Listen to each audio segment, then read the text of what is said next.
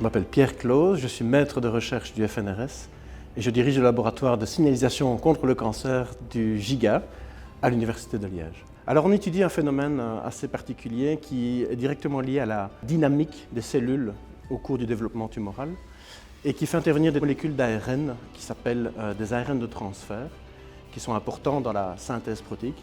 Et on étudie vraiment le rôle de ces petites molécules d'ARN dans le cancer, dans le développement du cancer, dans la formation, le développement de métastases ou le développement de résistance, qui sont indéniablement liés à un mauvais pronostic chez les patients atteints de cancer.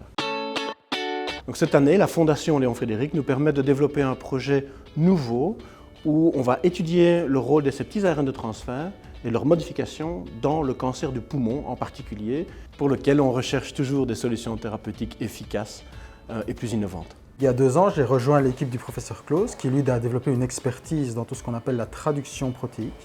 Et j'ai pu ainsi développer moi mon expertise qui est plutôt liée au métabolisme des cellules cancéreuses. Et à nous deux, on a réussi à développer un projet qui met en fait en exergue une belle synergie au niveau de nos expertises respectives. On s'intéresse à des petites molécules d'ARN qui s'appellent les ARN de transfert et on sait que ces molécules sont extrêmement importantes pour le développement du cancer, notamment du cancer du poumon.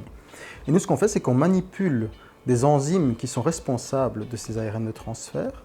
Et on s'est rendu compte qu'en manipulant ces enzymes, on va en fait complètement changer le phénotype de certaines tumeurs. C'est-à-dire que certaines tumeurs qui étaient notamment qui avaient un métabolisme dépendant du sucre vont commencer à vouloir consommer plutôt des graisses. Et de lors, ça nous offre une possibilité d'intervention parce qu'on va pouvoir user cette addiction à la graisse comme une vulnérabilité thérapeutique qu'on va essayer de développer dans des modèles précliniques et à terme pouvoir essayer de proposer ça comme solution thérapeutique aux patients. Mais quand je dis stratégie, ce n'est pas seulement des stratégies sur base de médicaments, mais on pourrait penser aussi à adapter ses habitudes alimentaires, changer de régime alimentaire en fonction du type de tumeur et du type de métabolisme tumoral auquel on serait confronté.